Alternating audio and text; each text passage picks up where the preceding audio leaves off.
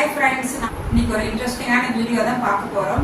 வீடியோக்குள்ள போறதுக்கு முன்னாடி என்னோட சேனல் இப்பதான் ஃபர்ஸ்ட் டைம் பார்க்கறவங்களா இருந்தா சப்ஸ்கிரைப் பண்ணிட்டு பாருங்க फ्रेंड्स. பக்கத்துலயே ஒரு பெல் ஐகான் வரும்.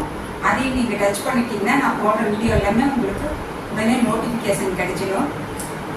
வீடியோவை ஃபுல்லா ஸ்கிப் பண்ணாம பாருங்க फ्रेंड्स. நான் இப்போ வீடியோக்குள்ள போலாம். தயிர் சாதம் செய்யறதை ஷேர் பண்ணிக்கிறேன். தயிர் சாதத்துக்கு சாதம் நல்லா குழைவா வெந்துகிட்டு இருக்கு.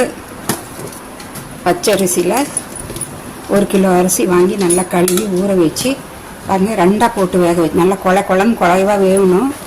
அதனால் 2ஆக எடுத்து போட்டாச்சு. இது நல்லா வெந்துடுச்சு. இதை வடிக்க போகிறோம்.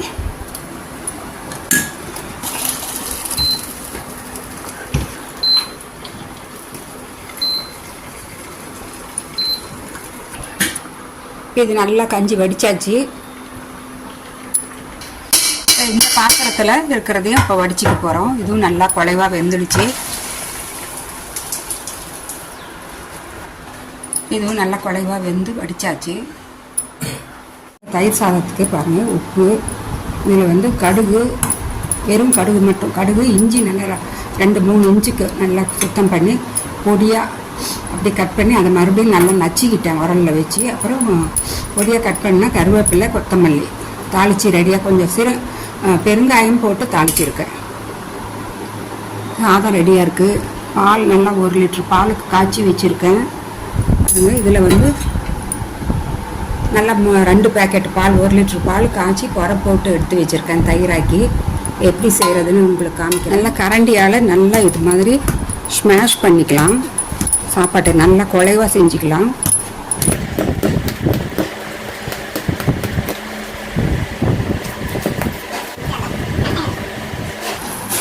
இது மாதிரி நல்லா கரண்டியாலேயே நல்லா கட்டி இல்லாமல் நல்லா ஸ்மாஷ் பண்ணிக்கலாம். இது சூடாக இருக்கும். ஆறுன அப்புறம் தான் தயிர் ஊற்றணும்.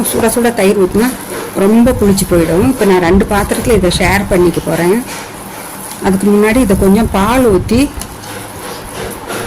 நல்லா தளர்வாக பண்ணிக்கலாம்.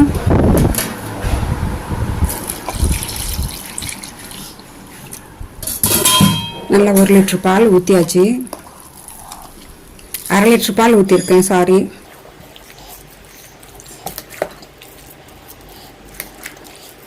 நல்லா தளர்வு பண்ணிவிட்டு 2ஆக ஷேர் பண்ணிக்கலாம்.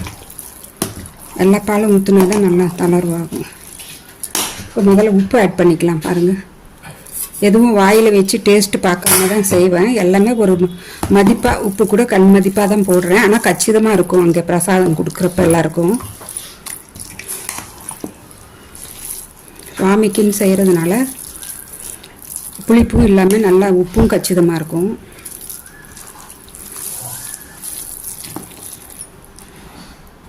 இப்போ இந்த தாளிச்சி வச்சா கடுகு, இஞ்சி, கருவேப்பிலை, கொத்தமல்லி இதையும் போட்டு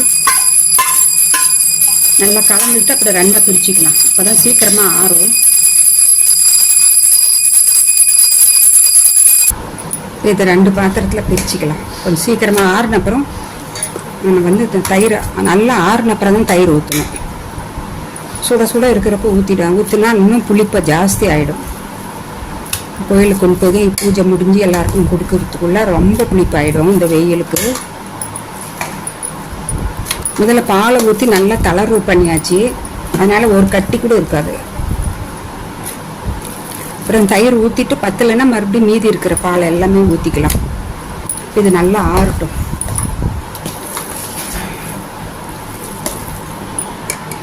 இது நல்லா ஆறிடுச்சு. நான் தயிர் போட்டு மிக்ஸ் பண்ணிக்கிறேன்.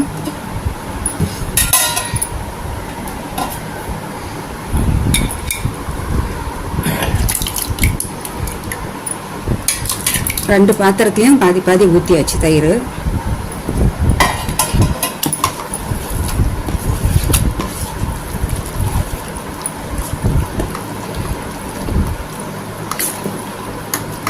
தயிர் ஊற்றின அப்புறமும் எங்களுக்கு பத்தில் ரொம்ப ஹார்டாக இருக்குதுன்னா பால் ஊற்றிக்கலாம்.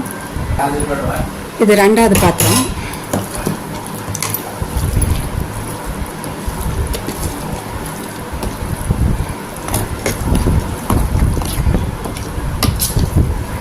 நல்லா ஆறுறதுக்கோசரம் 2ஆக பிரிச்சுக்கிட்டேன். இப்போ 2யுமே ஒன்றா போட்டு கொஞ்சம் பாலும் ஊற்றிக்கலாம். ஏன்னா ஊற ஊற ரொம்ப திக்காகிடும்.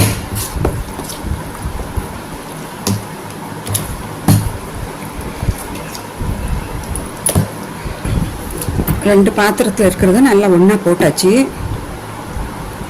இதில் எதுக்கும் கொஞ்சம் பால் இன்னும் கொஞ்சம் ஊற்றிக்கிறேன். ஏன்னா கோயிலுக்கு கொண்டு போகிறதுக்குள்ள நல்லா ஹார்ட் ஆயிரும் ஊறி. அவ்வளோதாங்க. இது நல்லா ஒரே மாதிரி கலந்துக்கலாம். இது நல்லா சூப்பராக பாருங்கள், தயிர் சாதம் கலந்து ரெடி ஆகிடுச்சு. இப்போ நான் கொஞ்சம் வீட்டில் இருக்கிற சாமிக்கு கொஞ்சம் எடுத்துடுவேன். அப்புறம் அண்ணாமலையாருக்கு தனியாக ஒரு பாத்திரத்தில், இது வீட்டில் வைக்கிறதுக்கு. வீட்டில் சுவாமி படத்துக்கு முன்னாடி நம்ம எப்போவுமே எந்த நைவேத்தியம் செஞ்சாலும் வைக்கணும். இப்போ இதை அண்ணாமலையாருக்கு கொஞ்சம் எடுத்துக்கலாம். அண்ணாமலையாருக்கு முன்னாடி கொஞ்சம் அப்படியே பாத்திரத்தோடு வச்சு பூஜை செஞ்சு கொடுப்பார் ஐயர்.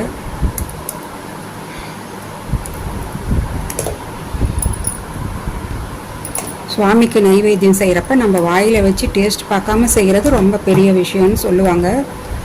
குளிச்சுக்கிட்டு தலையோடு குளிச்சிக்கணும், குளிச்சுக்கிட்டு தான் செய்யணும்.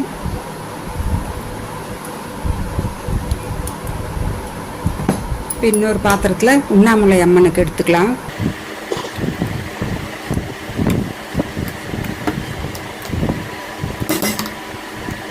எல்லாமே ஒரு மதிப்பாக, உப்பு மட்டும் வாயில் வைக்காமல் செய்கிறது ரொம்ப விசேஷம். வாயில் வச்சு டேஸ்ட் பார்க்காம செய்கிறது. அவ்வளோதாங்க. இது கோயிலுக்கு போகிறதுக்கு இந்த பிரசாதம் ரெடி ஆகிடுச்சு.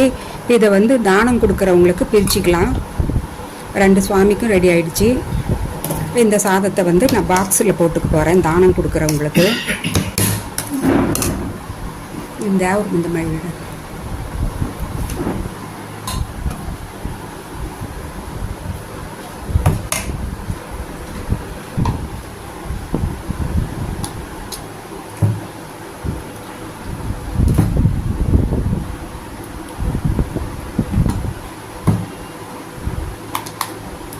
மாதிரி எத்தனை பாக்ஸ் வருதோ அத்தனை பாக்ஸில் போட்டுக்கலாம்.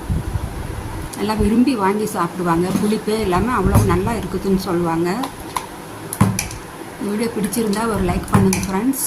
நான் மறுபடியும் உங்களை அடுத்த ஒரு இன்ட்ரெஸ்டிங்கான வீடியோவில் சந்திக்கிறேன். பை.